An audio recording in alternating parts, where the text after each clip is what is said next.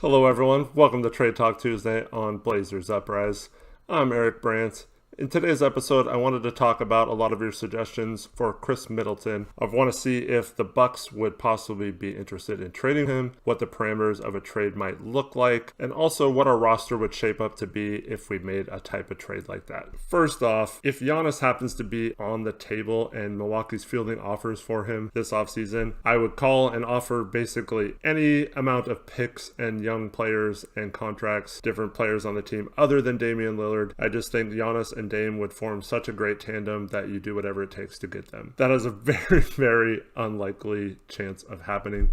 So I don't really want to talk about that too in depth because it's just not realistic in my opinion. I've also thought that the Bucks would never be interested in a CJ for Middleton type trade. I just thought they valued Middleton a lot more than they would CJ. Now, in the bubble this year, the Bucks kind of struggled. They ended up losing in the second round to the Miami Heat. And then Giannis got hurt. Everyone thought that maybe he'd be traded this offseason because he has one more year left on his contract, but he's made it very clear that he wants to stay there. My best guess as to what Milwaukee will do this offseason is that they will keep Giannis and Khris Middleton and then also try to add a third piece to that, a little bigger third star to take some pressure off those two guys. So someone like a Chris Paul or a Victor Oladipo, I think they will be in the market for this offseason. I don't know if they have enough assets to get one of those guys if they're not trading Middleton or Giannis. So I don't know if they would even consider a trade of CJ for Khris Middleton. They definitely would not give us assets in that type of trade. So for those of you saying like, oh, Milwaukee will give us multiple first round picks and Khris Middleton for CJ, that's not going to happen. If anything, it would probably be the Blazers that have to add a first round pick or some sort of asset. Now, if we have to give up additional assets other than CJ to get Khris Middleton, I'm sure that would turn some of you off to a type of trade like this. If the Bucks were to consider this, I think the reasoning behind it would have to be that they need a guy like CJ who can get buckets in the playoffs, someone who can ISO a little bit more. He can still handle the ball, pass, just take a little bit of pressure off of Giannis. Middleton does have some of those skills. He's just a different type of scorer than CJ is. So the Bucks would have to try to sacrifice some of their overall team defense for just a little bit better of a pure scorer. Or it could just be a case of, hey, let's try something different. The Khris Middleton and Giannis experiment is not working well. Maybe they saw what CJ did in Game 7 versus Denver last year and think that that's exactly the missing piece they need for them to take the next step. I think Bledsoe and CJ would make a decent backcourt. And for the Blazers, it would be more about lineup versatility and also improving our overall team defense. But before we get into all that, let's do a little comparison of both Khris Middleton and CJ. Just kind of give you an idea of where they're both at as players. They both have 4 years left on their contracts. Khris Middleton makes a little more than CJ, on average about 4 to 5 million more per year. So I don't think in this particular trade that's enough to influence either team's decision, like, oh, that contract's horrible, you need to give me more, or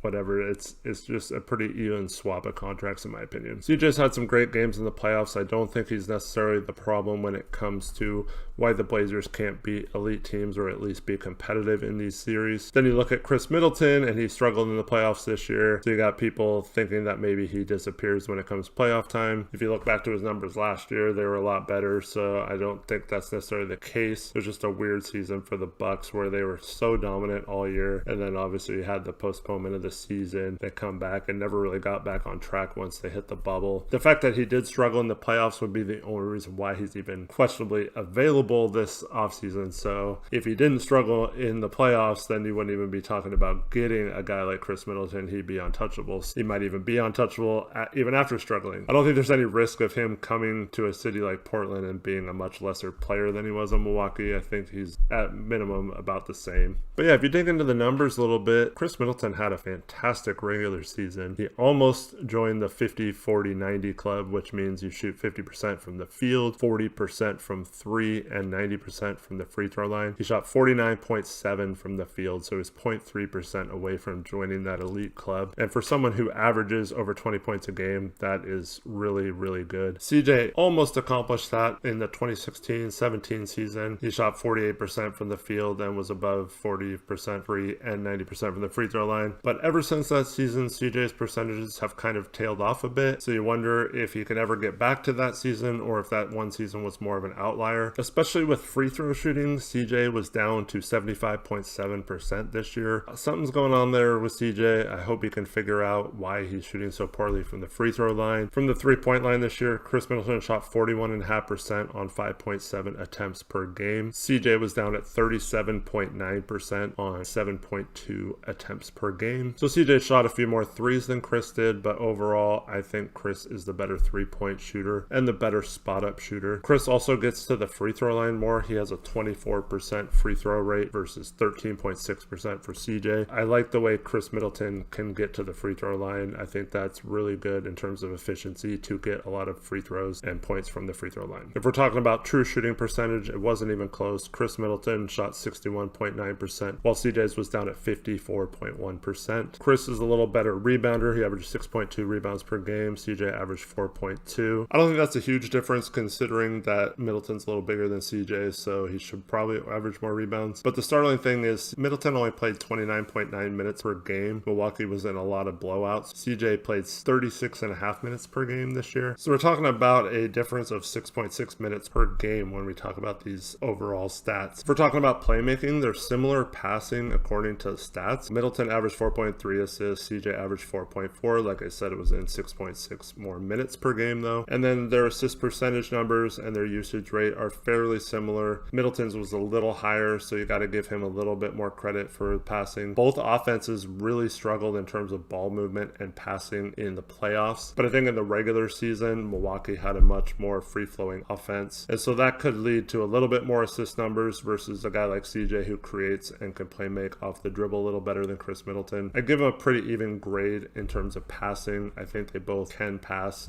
It's just a matter of how willing they are to do that. One of CJ's greatest strengths is his ability to not turn the ball over. He only averages a turnover 8.1% of the time, whereas Khris Middleton averages one 11.6% of the time. Now, both of those numbers are pretty good. Obviously, 3.5% is a decent number difference, but 11.6 is still really good in terms of how often both of these guys handle the ball. To not turn the ball over very often, I think, is both good for them.